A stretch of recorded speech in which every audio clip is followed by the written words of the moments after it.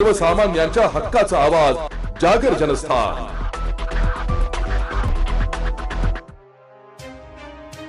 धुळे महानगरपालिकेच्या निवडणुकांचे निकाल जाहीर झाल्यानंतर महापौर आणि उपमहापौर पद देखील निवडण्यात आलेले आहे। पुढील 1 महिन्याच्या आत आयुक्तांकडून स्वीकृत नगरसेवकांची निवड करण्यात येणार असून या स्वीकृत नगरसेवकांची निवड करताना राजकीय पक्षांकडून पराभूत झालेले किंवा निकटवर्ती यांची निवड केली जाते। मात्र महानगरपालिका अधिनियम 2012 मधील कलम 4 अन्वये विविध क्षेत्रातील अनुभवी व्यक्तींची यासाठी निवड करणे हे बंधनकारक असून त्या नियमांचे धुळे महानगरपालिकेत पालन करण्यात यावे अशी मागणी ॲडव्होकेट मयूर बैसाणे यांनी केली आहे। या महानगरपालिका अधिनियमांचे उल्लंघन झाल्यास आपण याबाबत उच्च न्यायालयात याचिका दाखल करणार असल्याची प्रतिक्रिया त्यांनी यावेळी व्यक्त केली आहे। धुळे महानगरपालिकेत स्वीकृत नगरसेवक पदासाठी ॲडव्होकेट मयूर मेघराज बैसाणी यांनी आपला नामनिर्देशन अर्ज दाखल केलाय। विशेष म्हणजे स्वीकृत सदस्य पदासाठी थेट प्रशासनाकडे प्रस्ताव सादर करणारा असून हा उत्तर महाराष्ट्रातील पहिलाच अर्ज असल्याचं मानले जात आहे। यावेळी ज्येष्ठ वकील मधुकर भिसे यांच्यासह वकील संघाचे अनेक पदाधिकारी आणि सदस्य मोठ्या संख्येने उपस्थित होते। काही दिवसापूर्वी धुळे महानगरपालिकेच्या सार्वत्रिक निवडणुका पार पडल्या। त्यानंतर महापौर उपमहापौर पदाची निवडणुका देखील पार पडल्या। यामध्ये उपमहापौर आणि महापौर निवडून झालेले आहेत। महाराष्ट्र महानगरपालिका नामनिर्देशित सदस्यांची अर्हता व नियुक्त्या हा अधिनियम 2012चा आहे। या अन्वये 1 महिन्याच्या आत तुम्हाला स्वीकृत नगरसेवकांची नियुक्ती करणे बंधनकारक आयुक्तांवर असतं। तशी शिफारस आयुक्तांना महानगरपालिका प्रशासनाला करावी लागते। परंतु आतापर्यंतचा महाराष्ट्रातील महानगरपालिकेचा इतिहास आपण जर बघितला तर स्वीकृत नगरसेवक पद जे काही आहे ते पक्षाच्या विविध पदाधिकाऱ्यांना, नाराज उमेदवारांना, पराभूत झालेल्या उमेदवारांना देण्यात येत असतं।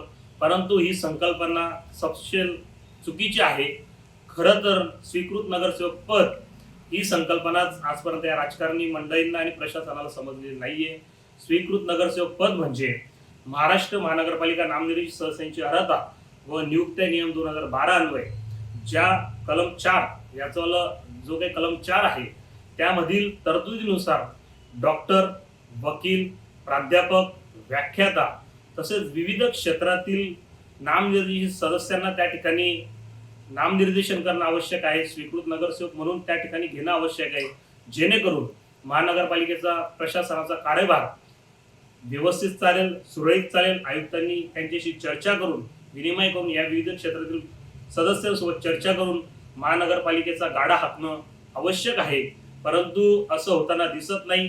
त्यामुळे या महानगरपालिके निवडणुकीच्या वेळेस, स्वीकृत नगरसेवक निवडणुकीच्या वेळेस जर या तरतुदींचं पालन योग्य पद्धतीने केलं गेलं नाही तर मी स्वतः ॲडव्होकेट मयूर मेघराज बैसाणे माननीय उच्च न्यायालय मुंबई खंडपीठ औरंगाबाद या ठिकाणी जनहित याचिका दाखल करणार आहे।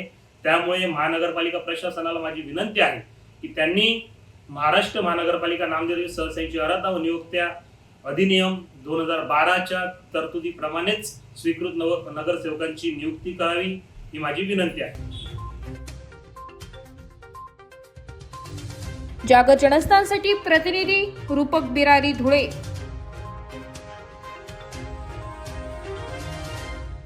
एक बात कह दूं, ये वीडियो हर किसी के लिए नहीं है।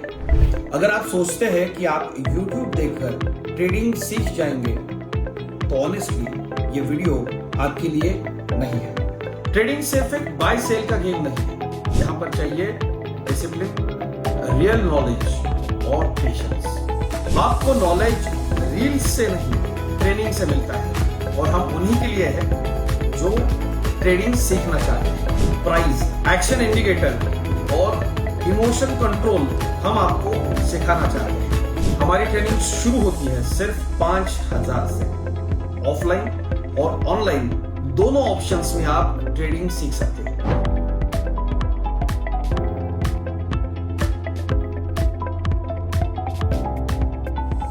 अगर 5000 इन्वेस्ट करने में प्रॉब्लम है तो फिर ट्रेडिंग में करियर करने का आइडिया छोड़ दीजिए। अगर आप सीरियस हो, ट्रेडिंग के स्किल को बिल्ड करना है, साइड इनकम बनाना है, आपका फ्यूचर सिक्योर करना है, तो स्टोर मत करो, फॉर्म भरिए, ट्रेनिंग लीजिए और सही तरीके से ट्रेडिंग के अपने स्किल्स को बेटर कीजिए। और स्क्रॉल करने वालों का क्या है, वो तो शॉर्टकट ढूंढ ही लेंगे, मार्केट उनका भी ख्याल रख लेंगे।